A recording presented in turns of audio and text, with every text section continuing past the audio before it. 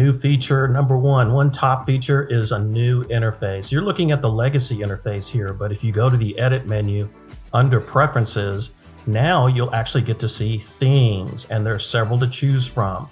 For instance, if I choose light blue and click OK, you've changed the interface to a lighter blue. This is to accommodate a visual easiness, to make it easier for you to use the software. So let's go back up here to preferences again, and this time I'm going to actually change mine to silver, and you've got a brand new skin here. So play around with those. I think you're going to love them. In addition to that, on the bottom you'll see a swatch table now with some brand new types of patterns in here. Just click on a pattern and you'll be able to apply that right to your image up here. There's a lot of different new patterns that we've included now right inside the software. Very, very nice.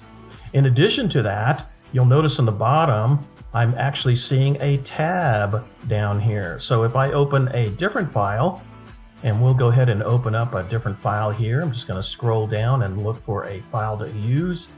And let's go ahead and try this one here.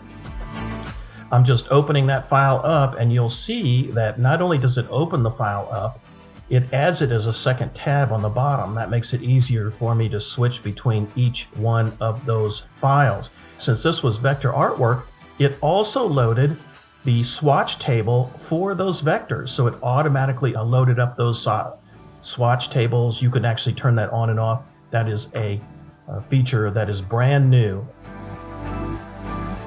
Top feature number 2, artboard contrast. When you're working with color or with patterns and so forth, it's easy to see lettering. But what if your lettering is white?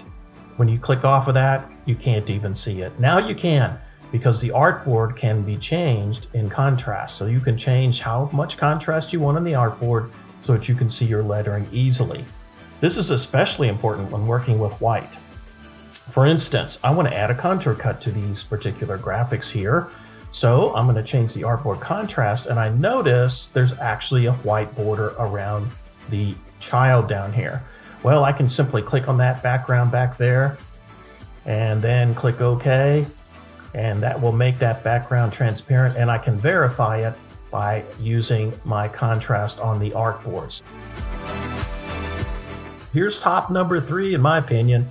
Weed paths. You can actually make a custom weed path. If you just draw a line, something like that, and then select the 2 pieces, that's vector artwork right there, right click on it, and just go down to weed path and create a weed path. Guess what happens? It actually creates that line that stops right on the edge of my lettering in this case. That's now considered a weed line, so you can cut that as a weed line. Very, very interesting. Okay. Here's another really great one. Let's go back here and let's make sure that that little boy has that transparency behind it. It looks like it doesn't. In fact, let's zoom in on this real quick. There we go. And let's use our Make Transparent tool. We'll just click on the background behind the boy here, and we'll say OK to that. And it's going to make that transparent for us. Really, really nice. Now, what's really nice also, and for this demonstration, I'm actually going to go back to a white artboard. Let's select all 3 of these. And down at the bottom, we now have a contour cut in different colors. So we have cut contour, perf contour, contour cut 1, contour cut 2. We've even added a color for white, spot white, a color for spot clear. These are all very, very important when it comes to working with white inks. So we'll talk about those in the full training course, but let's just make a contour cut around all these. So we're going to do one here. Okay, let's undo that. Sorry about that. Going to select those, and we're going to go to effects and contour cut, right? And then what it's going to do is it's going to automatically look at my graphic, and it's going to assign that grayish contour cut there, which of course you can make any size that you want. So we're going to apply that. Okay, so we've made a contour cut, but what about adding a perf cut to it? Well, in the past, what would happen is that it would add a perf cut, no problem, but it would be the same color gray, and it's kind of a little hard to distinguish the two. Well, now, all we've got to do is go back here, do contour cut again, and instead of that gray color, let's go down here, and let's go ahead and choose perf contour cut. Click OK, and now you can tell exactly what is a contour cut, what is a perf cut. It just makes that workflow easier to work with. Very, very good capability. Top feature number 4, I think, is a really good one, and that is more compatibility with PDF formats. For instance, here I've designed something in Flexi, and if I go to File and Export, and I want to export that as a PDF file, something is very, very important. Instead of leaving suppress options on, I'm going to uncheck that, because when I export this as a PDF, we now have new options that make it more compatible with other programs that use PDF files. We can export this as the original color space, RGB, CMYK. If there's lab colors, we can convert them to RGB. We can include the border. We can tell it how much resolution we want. There's a lot more options here so that it's more compatible down the line with other software if you need it.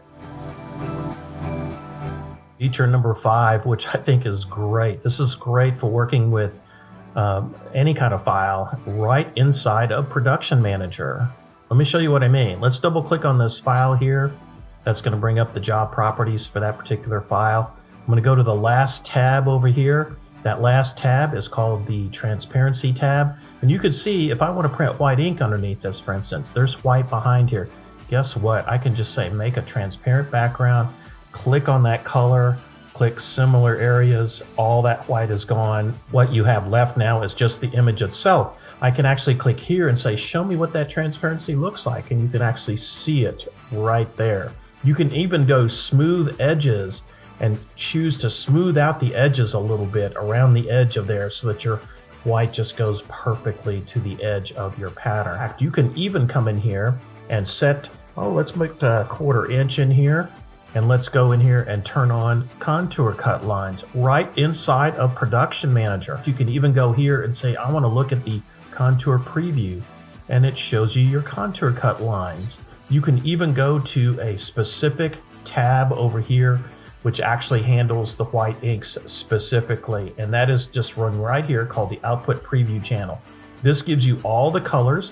You just turn on the channel, turn off the color, and say, I want to see what the white ink's going to look like. I want to see what the white ink's going to look like here. I want to see what the varnish is going to look like. I want to see what the varnish looks like. You just turn them on and off. In fact, you control how that white prints by simply going to your Transparency tab here and choosing the way you want it to look, right? Let's turn off our contour cut lines here. Let's just say we want to make solid under everything, or maybe we want to do just spot color or variable color. Just choose the option that you want.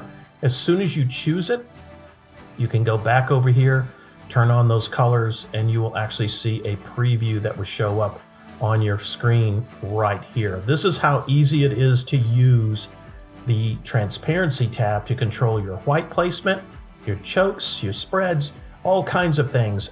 And it's specific to each printer. So no matter what printer you choose, you'll have the options you need to work with transparencies, white inks, and contours right inside of Production Manager.